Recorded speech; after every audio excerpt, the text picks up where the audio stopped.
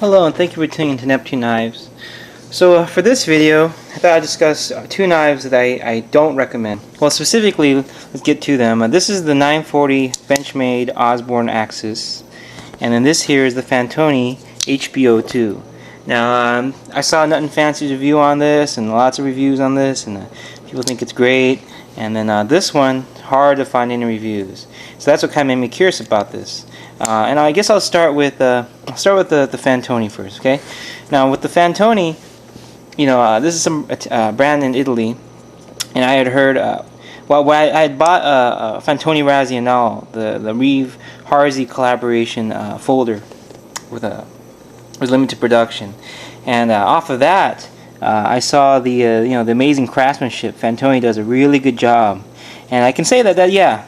This is really good quality for what you're paying. It's definitely very good, and you can see this is another Harzi design, and that's what made me interested in trying out this knife, because I wanted to see more. I wanted just to see it for myself, because the Fantoni Razionale design was based off of Harzi's previous designs, and Harzi's been around for a while, and he keeps making this same folder. It's passed from Beretta to different companies, keep jumping around, but it's always this same design. So it's almost like this same design has been through many refinements, and and through my experience with it, I can say it's interesting. The first thing what makes it really excel is this S30V is not traditional S30V. When you get this, it comes with a card saying it's a high carbon S30V, and it's at 61 Rockwell hardness. And I can say yes, it's a little bit softer than S30V, easier to sharpen, and more durable, definitely when cutting against heavier things like metal and stuff. It goes much further than a Chris Reeve S30 can take you. But some of the problems now, I thought, okay, this is a great knife. This is the size of a small Sebenza 3-inch blade. These are G10 handle scales, and there's these two screws that screw them on. And underneath, there's 3 screws that make the back spacers, and these liners are titanium. These pretty darn thick. You got the titanium liner right there. These screws are coated with some kind of oxidized finish, so that they haven't had no rust issues. Bead-blasted pocket clip, left or right pocket carry. Nice pivot, and overall pretty good. It has a you can flip it, but it's not really. It's like a half flipper. What's nice is it also has that stop pin. The thumb lug's built in as stop pin, so that design's smart. You can see a lot of this. I think Chris Reeve took after this and moved on towards making the Zan, because you can see on the Razionale, there are certain things that just didn't work out right, and for example, like the thumb lug, the position of it, the thumb lug on the Razionale, and just overall, definitely on the Reeve's Zan, it's better than this. The design, it's more smooth. Because Reeve's Zan has this very close to that, so you just give it a slight push and it just flicks open. This one's always been hard to open a little bit. The blades is definitely not. It's more around. I think it's 3.2 millimeters. Typical. Comes down to a very sharp little point. Now it's nice, but let's go to the problems, which is why I originally wanted to suggest this knife, even carry this knife on my website, and I thought this would be a great knife because of that S30V. Now, after this review, I want to mention that I definitely I want to give Fantoni the chance. They have other knives, one called the Mix, made by the owner, and another one called the Hide. And like I said, that S30V Fantoni is good stuff. So I'm definitely going to look further into it. But problems with this knife, first, I guess over time it's just lost its tolerances, and it's no longer centered, and I'm having a hard time recentering it.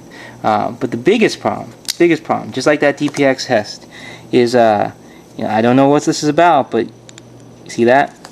I don't want to do this because it's a little dangerous, but you can, here, I'm just going to get this in camera without me. See that? And I can push it with my hand and disengage it. The lock bar moves. And I thought, after I saw a DPX movie, video on the Hest folder and their issues, I thought maybe I would check it out and just kind of make sure this one, because the Striders don't have that problem because of the way the lock bar is shaped. But this one, I would have thought it wouldn't have that problem, but that makes this knife not one that's I would say safe to use. Especially this is considered a tactical knife. They have a version that's 4 inches. It's got the jimping here, here, and here, just like all tactical folders.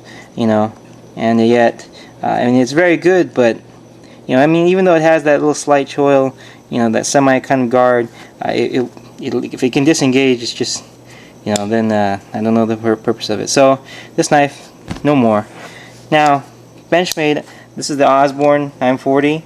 Like I said, when they were saying, it's just smooth, it's balanced, all fullers should be made this way. That's what Knife Fancy said.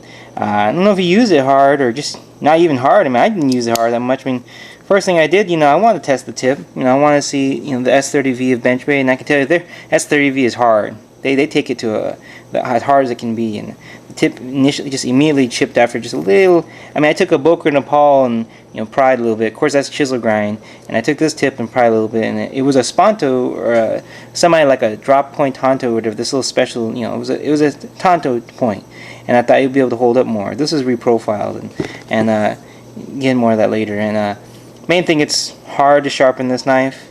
Also because of the grinds. This grind, the way they did it, where it just has that drop right here, when this curve comes up, it's got it starts getting thicker.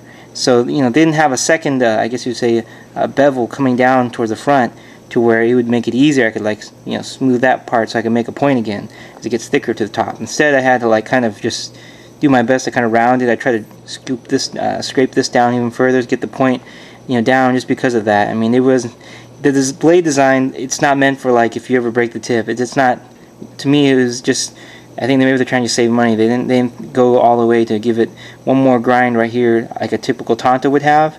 Like if you look at the Striders, and there is a edge right here that comes down, it goes from thick to thin, right here, so that you can do that, because it is going to get thicker right up towards this tip as it gets up on the blade.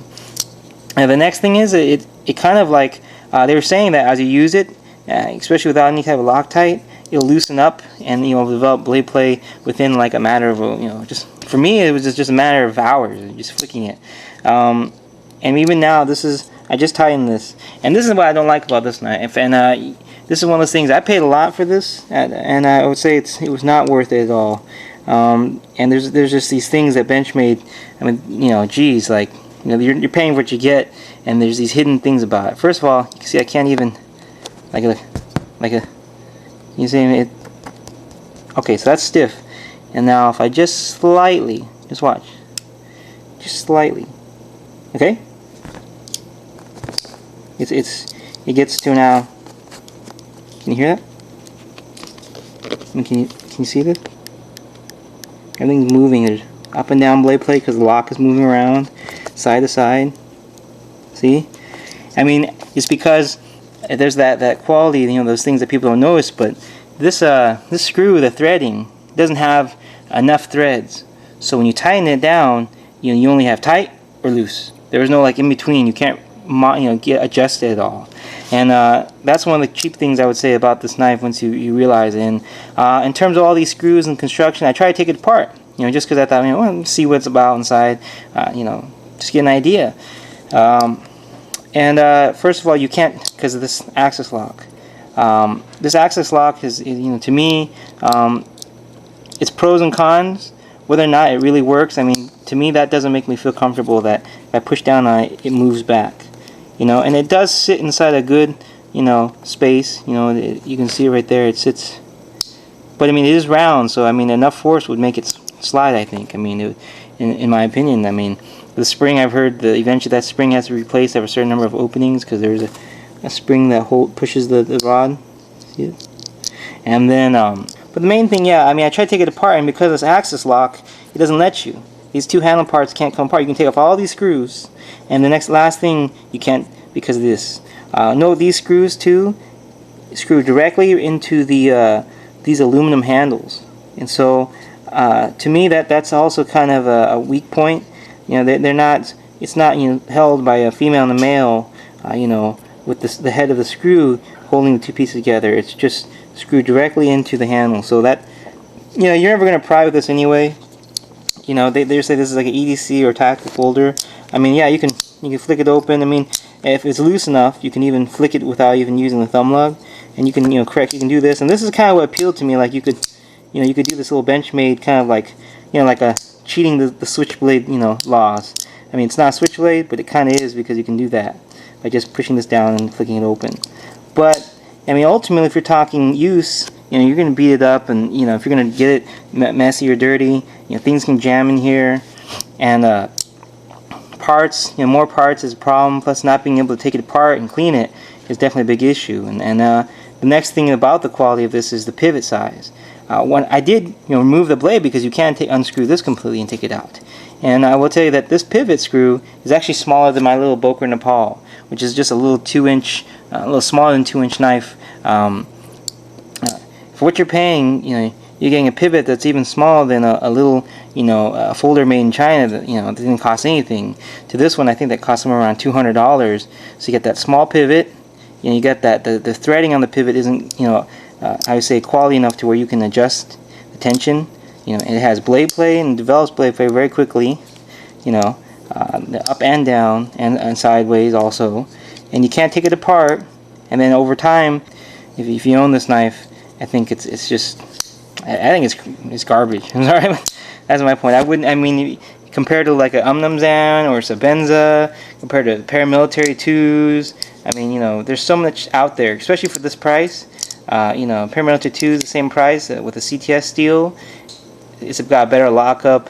The paramilitary 2's got better, you know, construction in terms of, you know, the blade steel's better. This is just kind of, yeah, I don't know.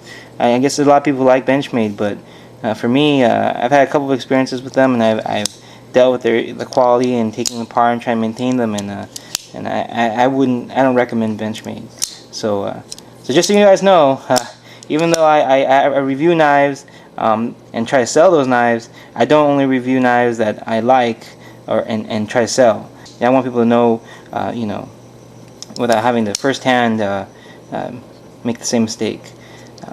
So definitely, this is one of the knives I don't recommend. The Benchmade 940 Osbourne, and then this Fantoni HB02. And trust me, I really like this knife. And then you know, for that to happen, you know, hey, it is what it is. I mean, DPX Hest, you know, that sounds awesome, but you know, it does the same thing. You just push it and it unlocks. I mean, you can't have that. I mean, you just, you know, so no matter how good they are, you know, how much you might like them, you know, you have to admit, you know, when you know, it's just not functional. When there's something better, you know, out there that's more, you know, safe and reliable and stronger, you know, then it is what it is. I mean, you know, it's not really supposed to be subjective here. You know, it's definitely more for, at least for us here at Neptune Knives, it's about the function. You know, being able to recommend this knife, and know if you're stuck with this knife, whether you be, you know, you're rock climbing or camping, or you know, using it for tactical use, that, you know, it's not going to fail you or not going to give you problems that you didn't realize, or at least not any problems that we didn't tell you and realize ourselves and test it for ourselves, so you know what you're getting into. And so for this one, that's what you're getting into. You'd have to always either have Loctite, maintain it, Teflon tape for this pivot. Pivot's weak, you know, you're gonna have to have a tool to fix it. You can't clean it. It's definitely meant for only like modern cutting, nothing outdoorsy, because you know, this little weak point right here, the spring can give out, the steel's over hardened, it can chip easy, it doesn't have an easy blade profile to reprofile in case the front does break. You know, the handle is definitely fragile because of the way those screws are built. You know, I thought maybe like the screws go into this middle piece too, like there was something in there holding it together more, but it's not. And even the liners, you know, all of it together just. And then same thing with this one.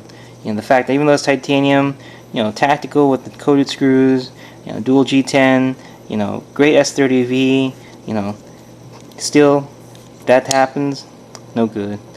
So that's it for these two knives, and thank you for watching, and please leave me comments below.